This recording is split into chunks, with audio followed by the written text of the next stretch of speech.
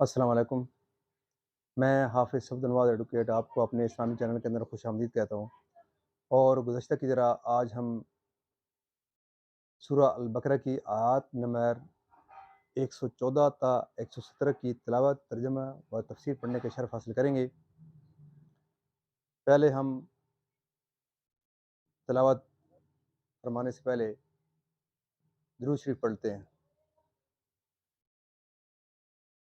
اللہم صلی علی محمد وعلی آل محمد کما صلیت علی ابراہیم وعلی آل ابراہیم انک حمید مجید۔ اللہم بارک علی محمد وعلی آل محمد کما بارکت علی ابراہیم وعلی آل ابراہیم انک حمید مجید۔ اما بعد فاعوذ باللہ من الشیطان الرجیم، بسم اللہ الرحمن الرحیم۔ وَلِلَّهِ الْمَشْرِقُ وَالْمَغْرِبُ فَأَيْنَمَا تُوَلُّوا فَثَمَّ وَجْهُ اللَّهِ إِنَّ اللَّهَ وَاسِعٌ عَلِيمٌ۔ وَقَالُوا اتَّخَذَ اللَّهُ وَلَدًا سُبْحَانَهُ بَل لَّهُ مَا فِي السَّمَاوَاتِ وَالْأَرْضِ كُلٌّ لَّهُ قَانِتُونَ بَدِيعُ السَّمَاوَاتِ وَالْأَرْضِ وَإِذَا قَضَىٰ أَمْرًا فَإِنَّمَا يَقُولُ لَهُ كُن فَيَكُونُ۔ وقال الذين لا يعلمون لولا يكلمنا الله أو تأتينا آية كذلك قال الذين من قبلهم مثل قولهم تشابهت قلوبهم قد بينا الآيات لقوم يوقنون۔ ترجمہ: اور پورب و پچھم سب اللہ ہی کا ہے، تو تم جدھر منہ کرو ادھر وجہ ہے اللہ، یعنی کہ خدا کی رحمت تمہاری طرف متوجہ ہے۔ بے شک اللہ تعالیٰ وسعت والا علم والا ہے۔ اور بولے خدا نے اپنے لیے اولاد رکھی، پاکی ہے اسے، بلکہ اسی کی ملک ہے جو کچھ آسمانوں اور زمین میں ہے، سب اس کے حضور گردن ڈالے ہیں۔ نیا پیدا کرنے والا آسمانوں اور زمین کا، اور جب کسی بات کا حکم فرمائے تو اس سے یہی فرماتا ہے کہ ہو جا، وہ فوراً ہو جاتی ہے۔ اور جاہل بولے اللہ ہم سے کیوں نہیں کلام کرتا، یا ہمیں کوئی نشانی ملے۔ ان سے اگلوں نے بھی ایسی ہی کہی، ان کی سی بات، ان کے دل ایک سے ہیں، بے شک ہم نے نشانیاں کھول دیں یقین والوں کے لیے۔ اب اس کی تفسیر پڑھیں گے۔ یعنی کہ دنیا میں انہیں یہ رسوائی پہنچی کہ قتل کیے گئے، گرفتار ہوئے، جلا وطن کیے گئے، خلافت فاروقی و عثمانی میں ملک شام ان کے قبضے سے نکل گیا، بیت المقدس سے ذلت کے ساتھ نکالے گئے۔ شان نزول: صحابہ کرام رسول کریم صلی اللہ علیہ وسلم کے ساتھ ایک اندھیری رات سفر میں تھے، جہت قبلہ معلوم نہ ہو سکی۔ ہر ایک شخص نے جس طرف اس کا دل جمع نماز پڑھی۔ صبح کو سید عالم صلی اللہ علیہ وسلم کی خدمت میں حال عرض کیا تو یہ آیت نازل ہوئی۔ مسئلہ اس سے معلوم ہوا کہ جہت قبلہ معلوم نہ ہو سکے تو جس طرف دل جمے کہ یہ قبلہ ہے، اسی طرف منہ کر کے نماز پڑھے۔ اس آیت کی شان نزول میں دوسرا قول یہ ہے کہ یہ اس مسافر کے حق میں نازل ہوئی جو سواری پر نفل ادا کرے، اس کی سواری جس طرف متوجہ ہو جائے اس طرف اس کی نماز درست ہے۔ بخاری و مسلم کی احادیث سے یہ ثابت ہے۔ ایک قول یہ ہے کہ جب تحویل قبلہ کا حکم دیا گیا تو یہود نے مسلمانوں پر طعنہ زنی کی۔ ان کے رد میں یہ آیت نازل ہوئی۔ بتایا گیا کہ مشرق مغرب سب اللہ کا ہے، جس طرف چاہے قبلہ معین فرمائے، کسی کو اعتراض کا کیا حق۔ ایک قول یہ ہے کہ یہ آیت دعا کے حق میں وارد ہوئی، حضور سے دریافت کیا گیا کہ کس طرف منہ کر کے دعا کی جائے، اس کے جواب میں یہ آیت نازل ہوئی۔ ایک قول یہ ہے کہ یہ آیت حق سے گریزاں فرار میں ہے، اور اینما تولو کا خطاب ان لوگوں کو ہے جو ذکر الہی سے روکتے اور مسجدوں کی ویرانی میں سعی کرتے۔ وہ دنیا کی رسوائی اور عذاب آخرت سے کہیں بھاگ نہیں سکتے۔ کیونکہ مشرق و مغرب سب اللہ کا ہے، جہاں بھاگیں گے وہ گرفت فرمائے گا۔ اس تقدیر پر وجہ اللہ کے معنی خدا کا قرب و حضور ہے۔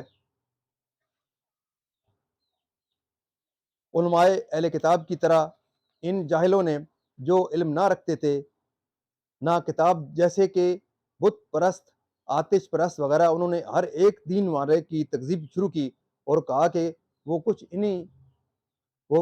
نہیں انہی جاہلوں میں سے مشرکین عرب بھی ہیں، جنہوں نے نبی کریم صلی اللہ علیہ وسلم اور آپ کے دین کی شان میں ایسے ہی کلمات کہے۔ شان نزول: یہ آیت بیت المقدس کی بے حرمتی کے متعلق نازل ہوئی، جس کا مختصر واقعہ یہ ہے کہ روم کے نصرانیوں نے بنی اسرائیل پر فوج کشی کی، ان کے مردان کار آزماک کو قتل کیا، ذریت کو قید کیا، توریت شریف کو جلایا، بیت المقدس کو ویران کیا، اس میں نجاستیں ڈالیں، خنزیر ذبح کیے، معاذ اللہ بیت المقدس خلافت فاروقی تک اسی ویرانی میں رہا۔ آپ کے عہد مبارک میں مسلمانوں نے اس کو بنا کیا۔ ایک قول یہ بھی ہے کہ یہ آیت مشرکین مکہ کے حق میں نازل ہوئی، جنہوں نے ابتدائی اسلام میں حضور سید عالم صلی اللہ علیہ وسلم اور آپ کے صحابہ کو کعبہ میں نماز پڑھنے سے روکا تھا، اور جنگ حدیبیہ کے وقت اس میں نماز و حج سے منع کیا تھا۔ ذکر نماز، خطبہ، تسبیح و واعظ، نعت شریف سب کو شامل ہے، اور ذکر اللہ کو منع کرنا ہر جگہ برا ہے، خاص کر مسجدوں میں جو اسی کام کے لیے بنائی جاتی ہیں۔ مسئلہ: جو شخص مسجد کو ذکر و نماز سے معطل کر دے وہ مسجد کا ویران کرنے والا اور بہت ظالم ہے۔ مسئلہ: مسجد کی ویرانی جیسے ذکر و نماز کے روکنے سے ہوتی ہے، ایسی ہی اس کی عمارت کے نقصان پہنچانے اور بے حرمتی کرنے سے بھی۔ جہاں تک اس کی تفسیر، اب اس کا تھوڑا سا جو درس قرآن ہوتا ہے اس کے متعلق ایک چھوٹا سا ٹاپک ہے کہ ہمارے دل میں یقین والا ایمان کیسے پیدا ہوگا۔ یقین والا ایمان پیدا کرنے کے لیے پہلی شرط یہ ہے کہ انسان کو صاحب ایمان بنے۔ ایمان تو تمہارے دلوں میں ہونا چاہیے۔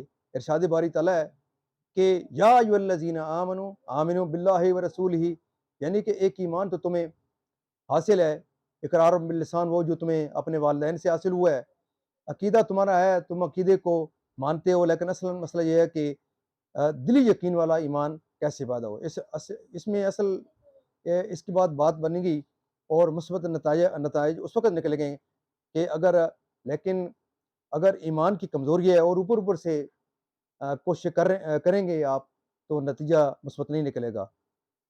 اب ہمیں آگے بڑھنا پڑے گا، کامیابی سے ہم کنار اسی وقت ہو سکیں گے۔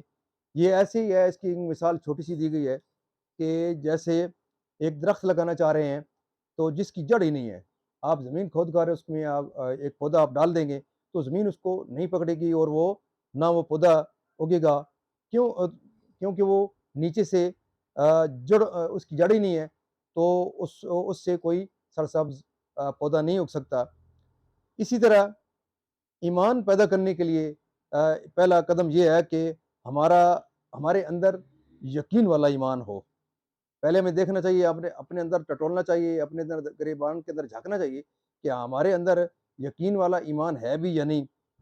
اس کے لیے جو سب سے پہلی کچھ شرائط ہیں کہ یقین والا ایمان کیسے پیدا ہو، یعنی کہ ایمان لاؤ جیسے ایمان لانے کا حق ہے۔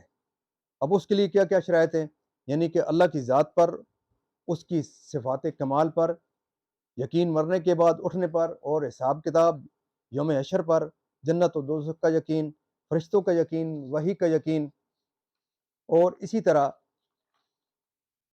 قرآن پاک کا یقین، تمام الہامی کتابوں کا یقین، نبیوں اور رسولوں کا یقین، اور محمد رسول اللہ علیہ وسلم کا یقین کہ آپ اللہ تعالیٰ کے آخری اور کامل رسول ہیں، اللہ تعالیٰ کے خاتم النبیین بھی ہیں اور آخری رسول بھی ہیں۔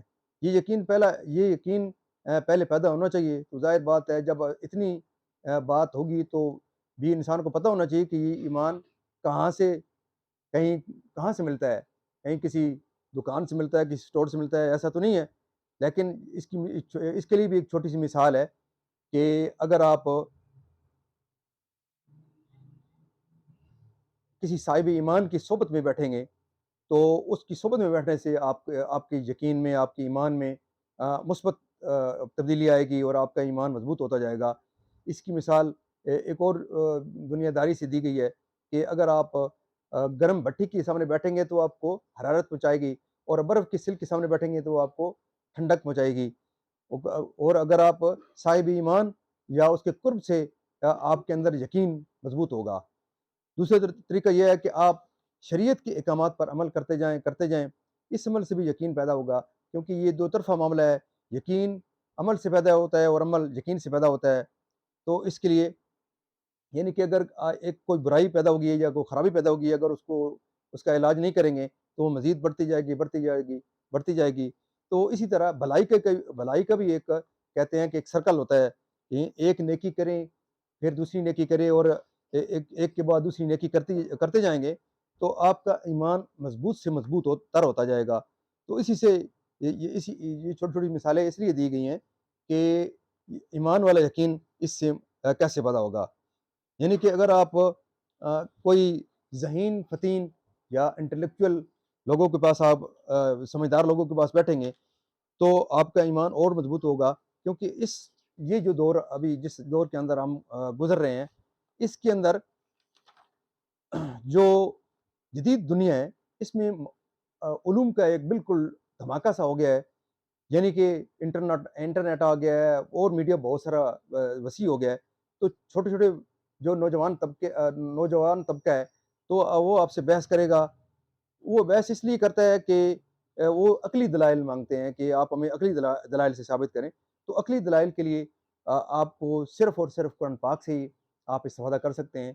तो मेरी आप तमाम मुअज़्ज़िज़ नाज़रीन के लिए अल्लाह ताला के दरबार के अंदर दुआ है कि अल्लाह ताला मुझे और आपको कुरान पाक को पढ़ने की, इस पर पढ़कर समझ कर इस पर अमल करने की तौफ़ीक अता फ़रमाए, और अल्लाह ताला हम सबको कुरान पाक पर बिल्कुल इसके अंदर गौर व फ़िक्र करने की भी तौफ़ीक अता फ़रमाए, और अल्लाह ताला कुरान पाक के सदक़े और प्यारे हबीब के सदक़े जो लोग जहाँ कहीं भी कोई परेशान है, उनकी परेशानियाँ दूर फ़रमाए।